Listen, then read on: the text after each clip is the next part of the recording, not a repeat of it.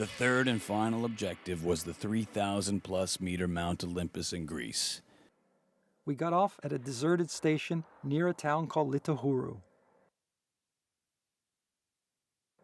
At this stage, Seth seemed determined to get the trek over with. Our route was a clearly defined trail that followed a river upstream. Camping is strictly forbidden in the park, but no one told us. Our objective that day was the mountain refuge. Late in the day, the sun began to take its toll. We were both hot, hungry, and tired. 1,550 meters. We should just jog from here then. I wasn't suffering any altitude issues this time, but it was still hard going, at least for me. Another summit objective in the clouds. Time for food. Master, your meal has been served.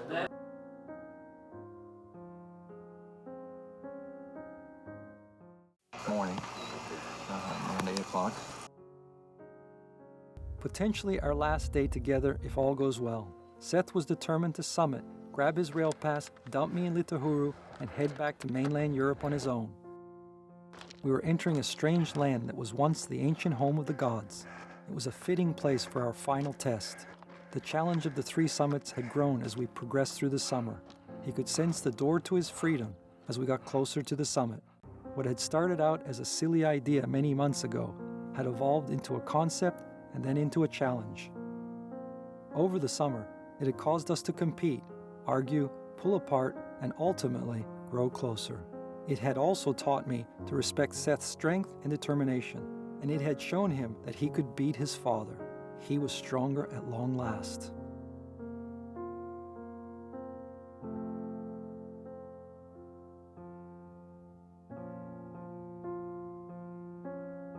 If we summited, he would pass his final initiation test.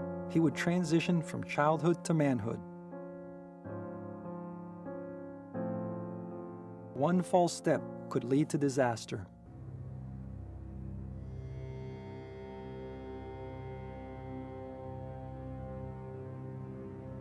One last rise and success at last.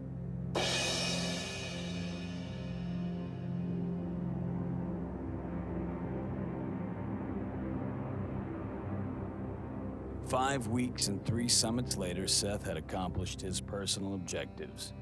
Clearly, he had surpassed his father physically. Seth had morphed into a confident young man.